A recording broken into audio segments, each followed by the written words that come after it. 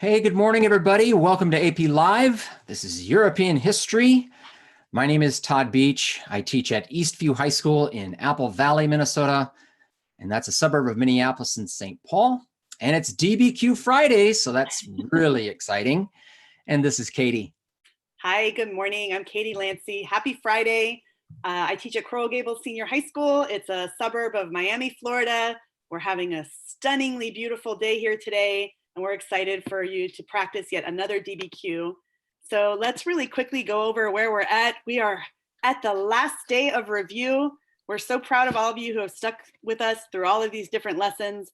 We have today is May 1st. We have a bit on new imperialism, and then your full DBQ practice for the weekend. And then on Monday, we're going to unpack what you did over the weekend.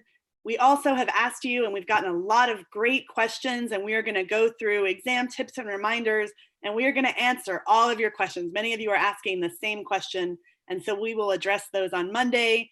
On Tuesday, you're going to have virtual proctoring with Todd and another full DBQ where you're going to be timed and get a real sense of what that exam is going to look like, followed by Wednesday, where we're going to go over that DBQ and continue to answer questions as they arise, give you tips. On Thursday, you'll be with me doing another and your last practice DBQ.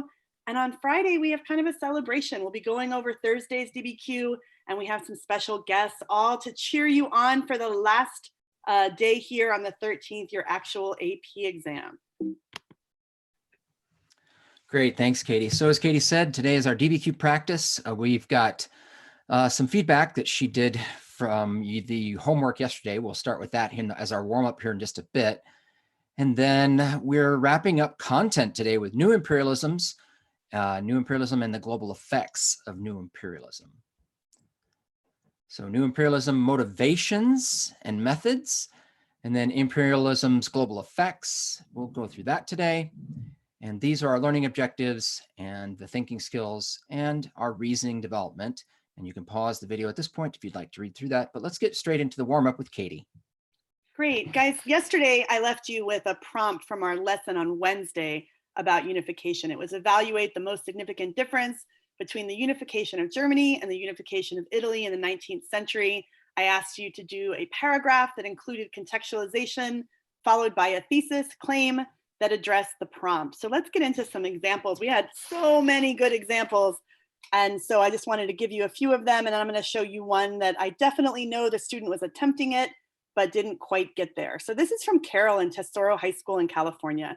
And Carol starts off, during the revolutions of 1848, both Germany and Italy attempted to form a unified state. In Germany, a unified German state did not transpire under the Frankfurt Assembly due to discord among its members. In Italy, Mazzini's romantic approach with young Italy ended with the failed revolt against Austria, and Italy remained divided.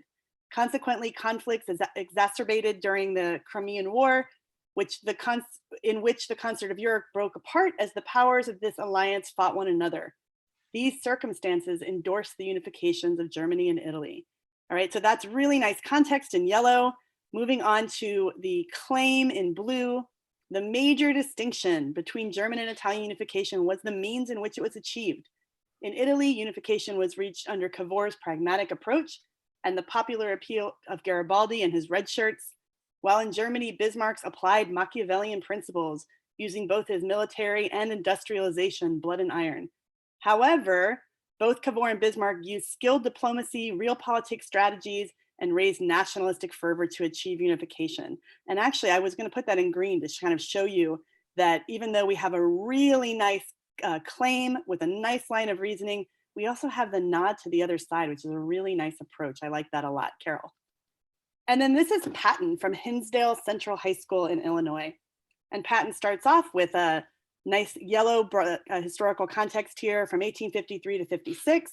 The Crimean War destroyed the concert of Europe, and thus the balance of power within Europe. The war resulted in heightened nationalistic tensions among nations, and states pursued their own interests rather than acting in the greater interest of all European countries. At this time in the 19th century, countries such as Italy and Germany had a vital opportunity to reunify in order to gain international prestige and power. Italy had been divided up into city-states and dominated by foreign powers since the 16th century, while Germany had been united under the Holy Roman Empire until the 19th century when Prussia and Austria became the two most powerful German states. So we've got some nice, broad, fact-based background there. And then Patton moves on to say, reunification of both Italy and Germany was sparked by nationalism due to revolutions in Italy and the wars of unification in Germany. And then we move on towards that claim.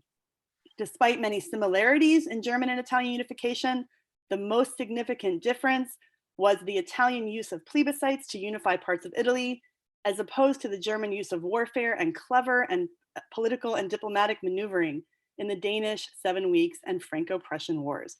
So again, really, really rich, nice contextualization with a claim that really goes above and beyond. And then I wanted to give a little love to our handwritten responses. There's not as many of them as there were when we first started, but this is from Alyssa in Solanco High School in Pennsylvania.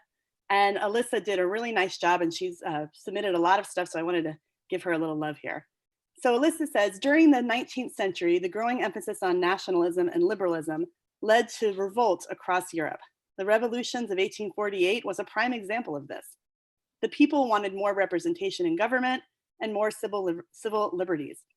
Most of the revolts ended with the conservative government putting them down, except in France, which created its Second Republic. Later in the century, new reforms began to improve the lives of people by regulating public health, creating police forces, and developing public transportation. The rise in nationalism in Central and Southern Europe that occurred later in the century then led to the unification of Italy and Germany. One could argue that the most significant difference, and there we have our claim, between the unification of Italy and the unification of Germany was Italy became socially and culturally divided because of the gap between industrialized North and the agrarian South, whereas Germany became a united industrial powerhouse. So again, Alyssa, this is a really nice background that leads into this claim, and a really nice job. Thank you for always submitting your responses. That's really good. Yeah, it's a really, really good response. And I just realized it's kind of easier to highlight when it's typed, but Alyssa, as I was reading through it, was really great. So thank you. And then this was one, and I think that sometimes people are intimidated because these really great responses that we're showing are exemplars. They don't always have to be as long as what we're showing. And this does look short compared, but I want to point out that there's just a little bit more that could have been done to let this short response reach the bars that we're looking for. So this student started off with Italy and Germany both had unrest and upheaval in the 19th century. There were conflicts that sparked the desire for states to unify and leaders that emerged to lead the way to countries coming together. So that's the contextualization before the claim. And I'm sorry, it's just too vague. There were some opportunities here with conflicts and leaders to give us some specific examples of what the student meant and to really make this a better contextualization by naming these sort of ambiguous terms that are here. And then the same really is true of the claim. The most significant difference was that Italian had various individuals. And again, we really were looking for some of those individuals that orchestrated unification of a large divided area. And then there's part missing here. We really should have said, while Germany, and finished that statement. So I really think that this might have been something that would have been fleshed out more specifically in the conclusion, because a lot of students are kind of jumping in and they have, and none of this is actually wrong. It's just not specific enough to earn the points for contextualization and thesis. So as you are practicing with the DBQ this Friday and the ones we're going to do next week on Tuesday and Thursday, think about making sure that you're very specific in your contextualization with what you're talking about and that you're really clear with your line of reasoning. So think about if we had had some specific examples here, how much stronger that would have been. All right, Todd. Great, thanks, Katie. Thanks for those examples. So I'm just going to give everybody a quick heads up. My internet connection on my end is a little unstable today, so I'm going to hope, fingers crossed, that it holds together. We're going to talk about contextualizing new imperialism. I'm going to talk about causes and criticisms. And so as we talk about new imperialism, I'm going to begin with that image on the right. It's an American cartoon of the British personification. John Bull is the image in the middle as an imperial octopus with arms. And so that's England. And the caption reads, "The devilfish in Egyptian waters." And it's supposed to represent, England's long reach of all these colonies and its attempt to try and keep it all together. So here we go to the A paragraph. Economic motives played an important role. I would take a look at economic motives because it's going to very much play into our DBQ today, played an important role in the extension of political empires, especially the British Empire, which was losing early economic lead from the Industrial Revolution and facing increasing competition in foreign markets. So the B paragraph, each leading European power saw colonies as crucial to national security and military power. For example, to safeguard the Suez Canal, played an important role in the British occupation of Egypt. In the C paragraph, many people were convinced that colonies are essential to great nations, an attitude that reflects both the increasing aggressiveness of European nationalism and the social Darwinism that we talked about yesterday. So because we want to be seen as a great nation, great nations have these colonies everywhere. And so that's more of a political cause.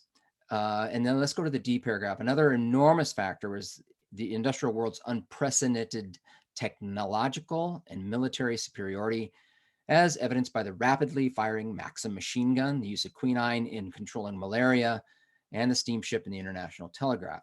So those pieces can actually be used either way, as either an economic motive or a political motive, depending on how you develop it. In the E paragraph, conservative political leaders manipulated colonial issues in order to divert popular attention from the class struggle at home or to create a false sense of unity. It's kind of the wag the dog idea, where we're going to kind of manufacture something that's going on in the colonies so that, these socialist working class issues that are going on at home, we can get united around some common cause instead. And then the F paragraph, imperialists developed additional arguments in order to satisfy their consciences and answer their critics. A favorite idea is that Europeans could and should civilize more primitive non-white peoples. Again, that's that social Darwinist thinking that, and we'll just call it what it is quite racist. Let's go to the next slide, please. So these are the criticisms then. And we're going to take a look at this English economist on the right, J.A. Hobson. And he's one of the leading critics, so an economist who's a critic of colonialism. In the A paragraph, following the unpopular South African War, known as the Boer War, the radical English economist J.A. Hobson wrote Imperialism in 1902, a forceful attack on the expansion of empire. And in it, he argues, one, that economic needs of unregulated capitalism are what's motivating this rush to acquire colonies. So, and then in the B paragraph, he argues imperial possessions do not pay off economically for the colonizing country as a whole, but they do for unscrupulous special interest groups. They're the ones who profit at the expense of European taxpayers and the natives in the colonial lands. Familiar name in the B paragraph, Lenin. He will talk about how imperialism is the highest stage of advanced monopoly capitalism, and predicts that its onset signaled the coming decay and collapse of capitalist society. So we'll just do a little sourcing with that one, right? So Lenin, being a socialist, would certainly be the one who would attack anything capitalist and use that as part of his argument to promote socialism. In the C paragraph, there's a book in Heart of Darkness, and some of you may have read that. I know that some of our students read that. The Polish-born novelist Joseph Conrad castigated the pure selfishness of Europeans in supposedly civilizing Africa. So all these criticism, we'll wrap up here with the D paragraph. Critics charge that Europeans with applying a degrading double standard and failing to live up their own noble ideas. The double standard being at home, Europeans had won or were winning representative government, individual liberties, and certain equality of opportunity. But in their empires, Europeans are imposing military dictatorships on Africans and Asians, forcing them to work involuntarily and discriminating against them shamelessly. So now you have your causes and your criticisms, and we'll get into, I think, Africa. Yeah, so I want to start off by talking about the map, that there is some version of this map in every AP Euro textbook. And I think it just really demonstrates the scramble for Africa that I'm going to talk about here really briefly in a minute. And here at the bottom, we have the map that indicates with color the colonial presence in Africa in 1878. And then the map, the large map, is the same colonial presence in Africa in 1914, which there's almost the entirety of the continent has been taken over by European powers. So that is really also context for how all of this is happening and why we're calling it the scramble. And if we start with A, It begins with the International Congo Association in 1878 with Leopold II of Belgium. And this is very much a personal look into Africa. He's personally financing this syndicate that he's controlling it. And he sends Henry Stanley to the Congo, who's an adventurer and little explorer. And there, Stanley establishes trading stations and signs these very unfair treaties with African chiefs. And because of that, in B, we see that there's going to be mounting tension after Leopold's intrusion into the Congo. European nations, especially industrialized countries, want a share of the valuable natural resources, going back to Todd saying the economic motives for imperialism. And so Bismarck will arrange in 1884 and 1885 the very important Berlin Conference, where these European powers will come together. And at this conference in C, we see that it recognizes Leopold's personal rule over a neutral Congo Free State, and they agree to work towards stopping the slave trade in Africa.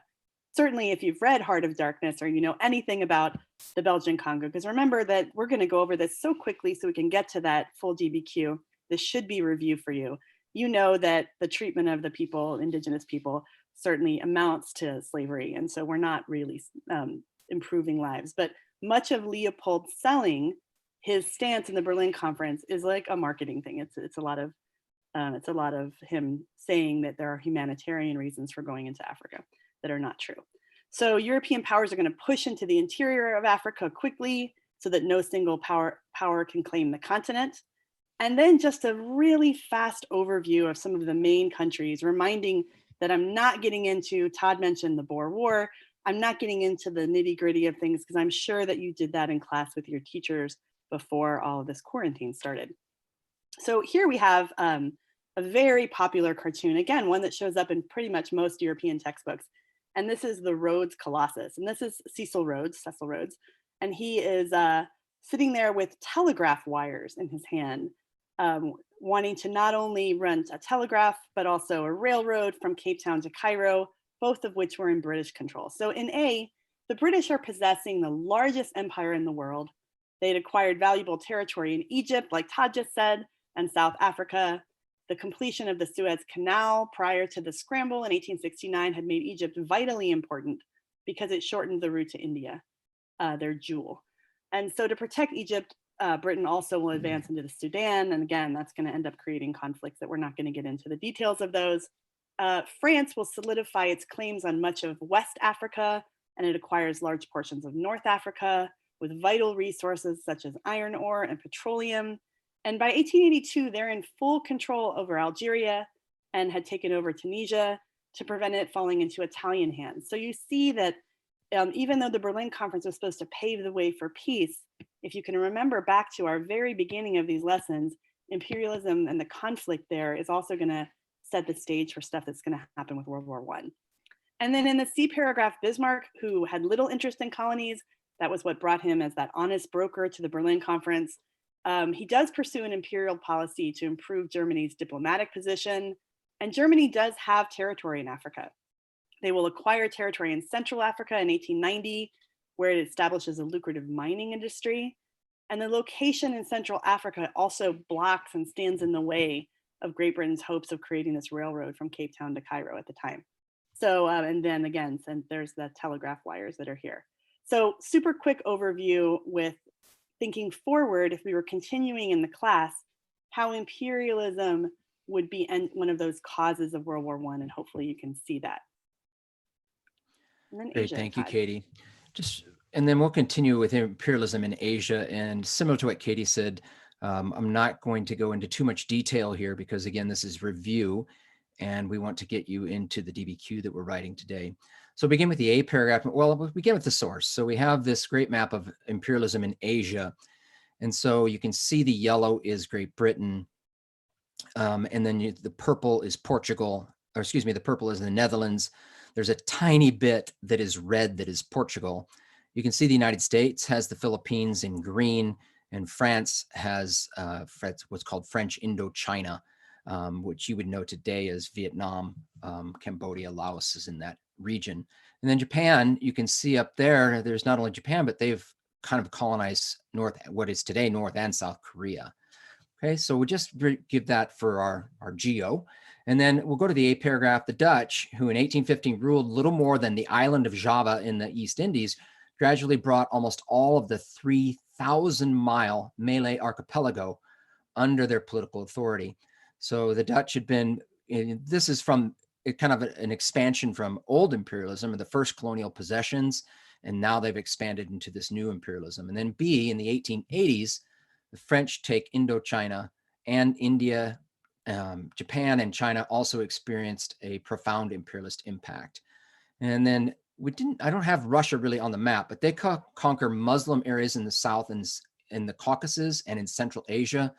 And in the 1890s proceed to nibble greedily on China's outlying provinces. So Russia's also feeling some pressure to do some of this. And then in the D paragraph, the United States, their great conquest was the Philippines, taken from Spain, 1898 through the Spanish-American War. So the map is really just trying to show you is that you have this new imperialism, and the whole idea is that part of it is this push for great nation status, part of it is for trade and economics. So it begs that idea that we have political reasons and economic reasons, and that will lead us into our DBQ today. Okay, great, Todd. Thank you. So again, we don't need to read this to you, but the motivations for European imperialism, the technology that allowed that to happen, and the effects of imperialism on European and non-European societies, and our historical thinking development, our skill developments and reasoning processes are there for you to read. And then we come to our practice. Great. So we'll unpack the rubrics as we have been doing for you. It's now a 10-point rubric, but the 4 categories remain the same. And so the A category is thesis, and you need to respond to the prompt with a historically defensible thesis or claim that establishes a line of reasoning, meaning we have to have reasons. In the B paragraph or the B category, it is contextualization. You have to describe a broader historical context, relevant to the prompt. And so to earn this point, you need to talk about historical events, developments, or processes that occur before, during, or continue after the time frame of the question. The point is not awarded for merely a phrase or reference. Okay, and then we move on to the C part of the rubric, the evidence. As we've been telling you, there are 5 points you can get in this part of the rubric. It's half the points. 3 of the 5 points come from the documents themselves up here.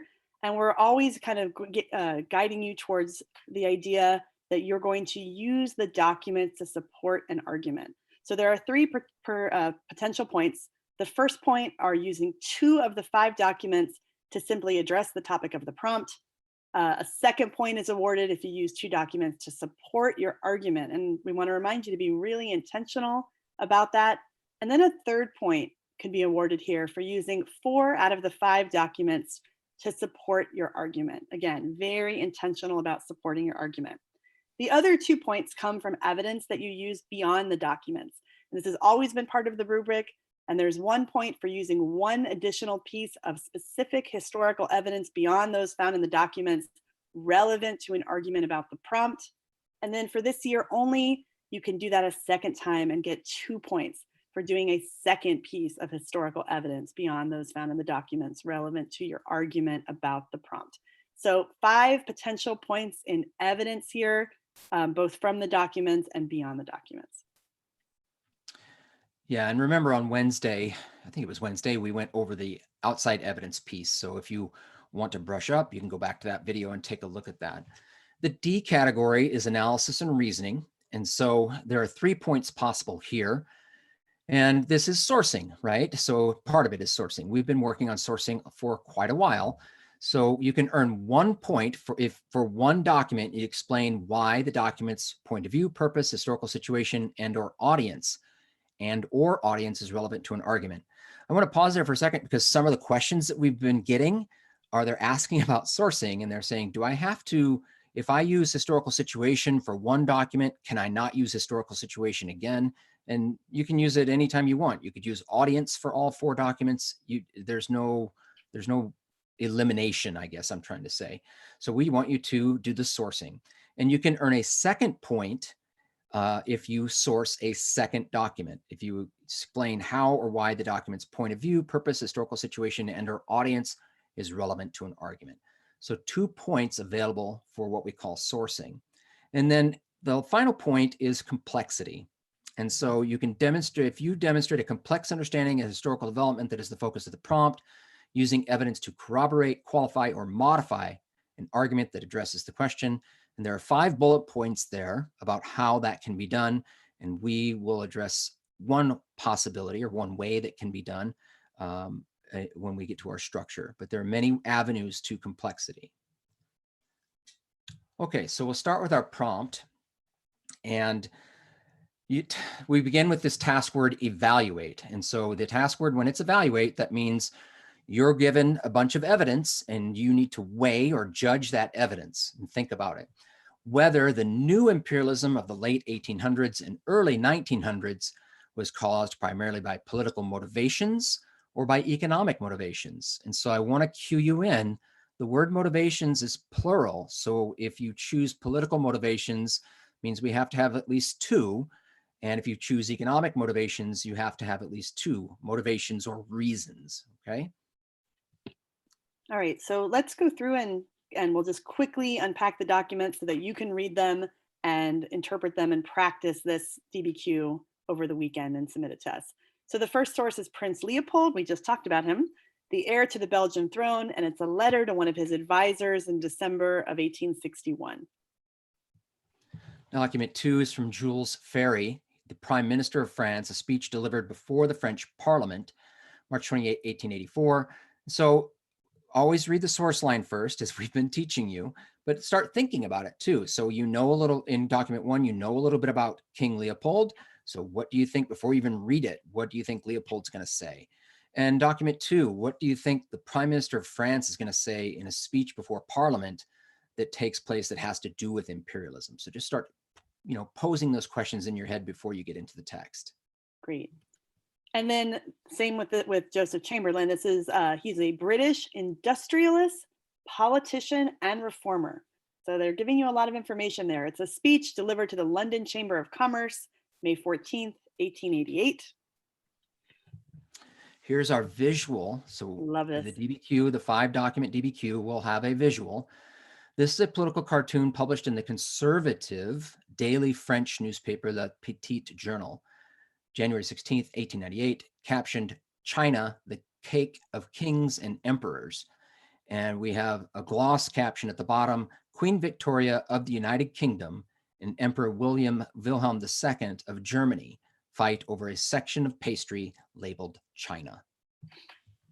Like that. And then the last one is a resolution of the German Social Democratic Party issued at its annual party meeting, September 1900. So you have these 5 sources to work with as you work on the prompt.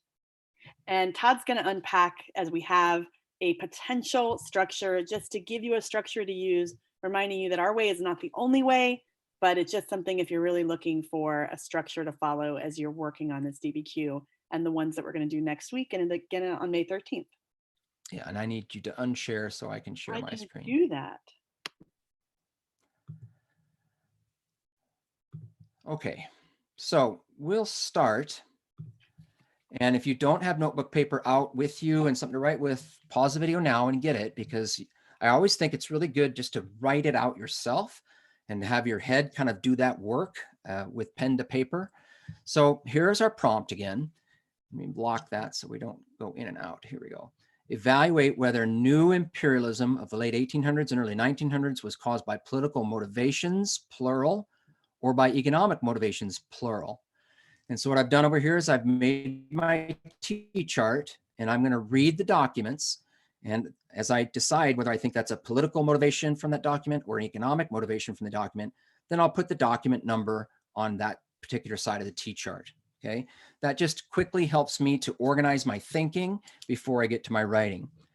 Remember, on the exam on May 13th, you can have this structure out already. So you can kind of do some of this. You won't know what the prompt is, obviously, but you can have yourself a T-chart ready to go that you can eventually fill in these categories. And you can start this structure. You can have this all ready to go. What we've been teaching you is that we want to start broadly, and we are going to draw our contextualization form. So we'll begin with contextualization. That is, we're going to begin broadly. We're going to bring the reader into the argument. And when we're doing contextualization, if you're not sure how to get into this argument right away, what I have suggested is you think about geosprite as those categories, thinking about motivations. So there's going to be political motivation, there's going to be economic motivation, but we just unpacked imperialism, so we know there's some geographic elements to what's going on. So those are some places to begin as you start thinking about contextualization. Begin broadly, describe what's going on to the reader, maybe even define some ideas like what is new imperialism. Okay, and then we are going to, at the end of this, we're going to make our thesis or claim, and we want to make sure that it is in this first paragraph, because the rubric talks about how it needs to be in the first or the final paragraph. Okay, our thesis or claim. So we're going to think about this, motivations. So motivation number 1, right? And motivation number 2, those are also called reasons. And we want to use because. Okay, because of this and because of this, whatever you decide, if it's a political motivation or an economic motivation. Okay, and that's going to be inserted right here. Then our next structure is going to be with these body paragraphs. And Katie has been doing a great, we've both been talking about how you really need to have this topic sentence. And the topic sentence is kind of like a mini claim. So you're going to take your first motivation and you're going to say the first political motivation or the first economic motivation that caused new imperialism was, and you put that in there. And that's kind of a mini claim. You're doing it in the micro. And so then that's your first motivation or reason, right? In there, then we want to have 1 at least or 2 documents that we're using to support that claim. We also want to begin to hap the documents, that is historical situation or audience or purpose or point of view. And we want to say, why is it important? This is important because, okay? We should probably also try in this paragraph to bring in an outside piece of evidence, if we can. And Todd, Okay. if you don't mind me interrupting really quickly, Please.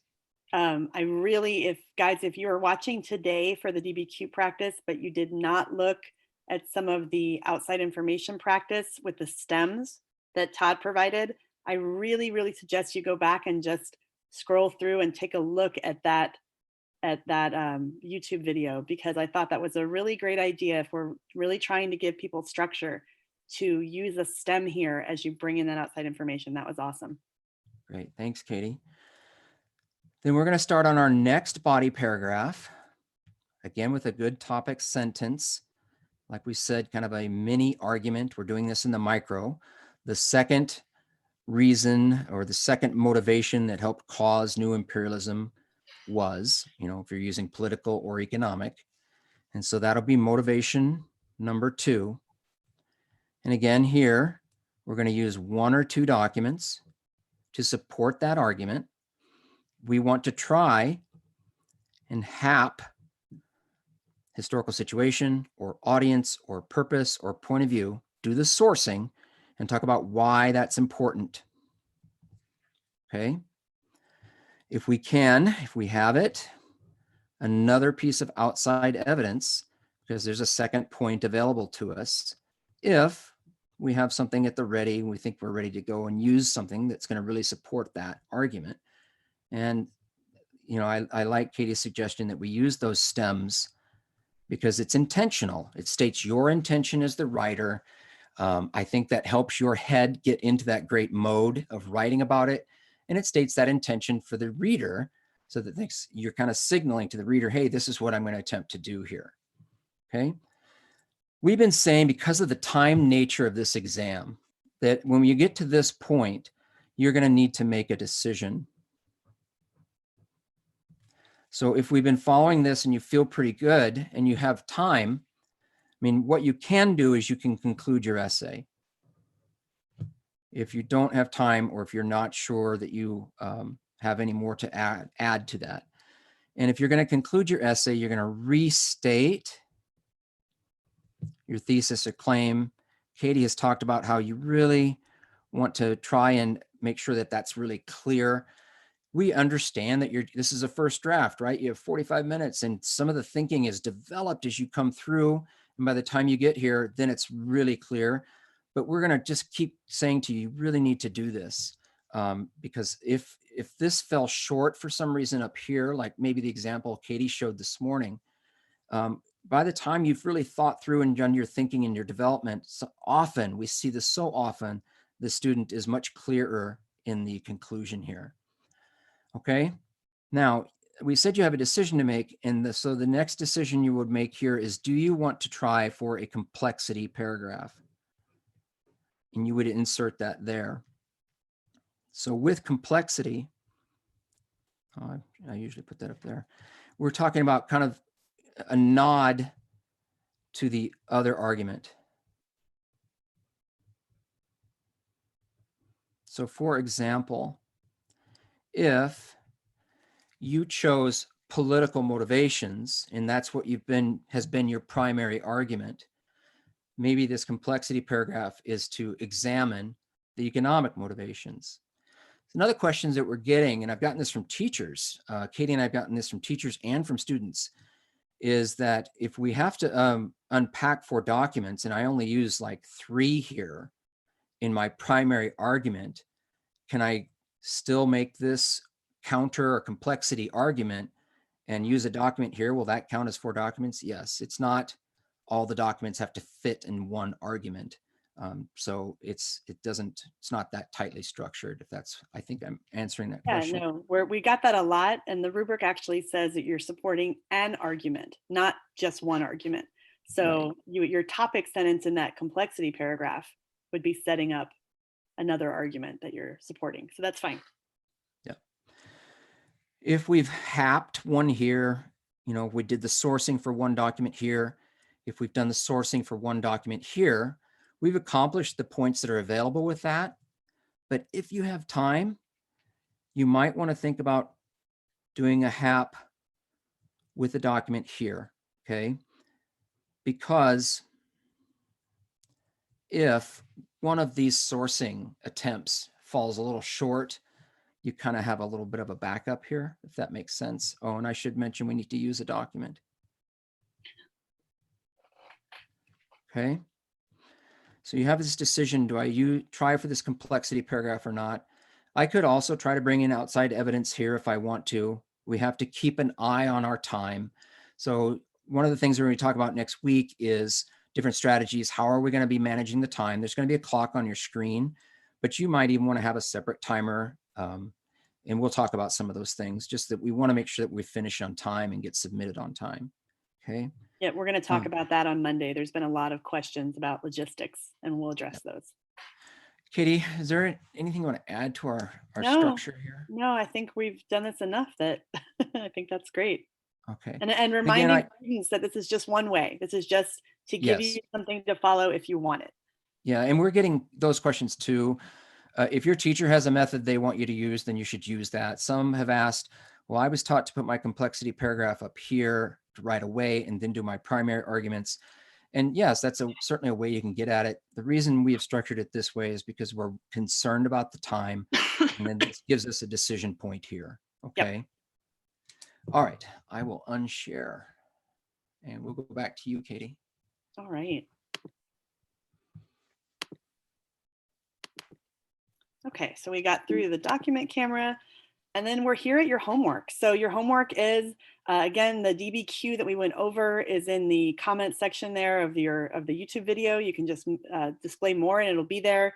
Time yourself. We're looking at really needing to know where you're at and thinking about making that decision at the end of your essay and getting as many points as you possibly can.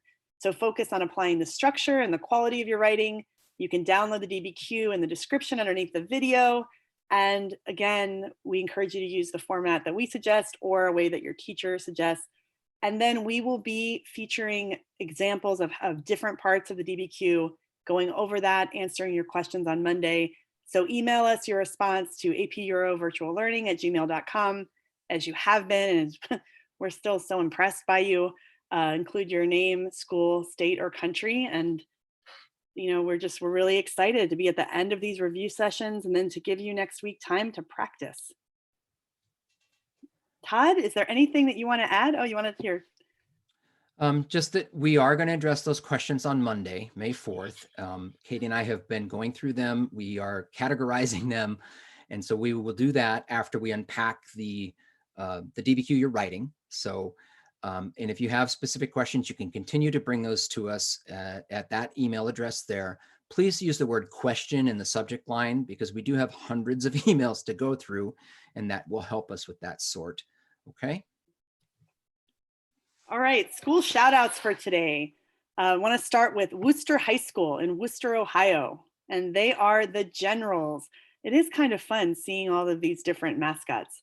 Another Ohio school, Indian Hill High School. We had a lot of submissions from Indian Hill during this time period, and they are in Cincinnati, Ohio. So they are the Indians, go Indians.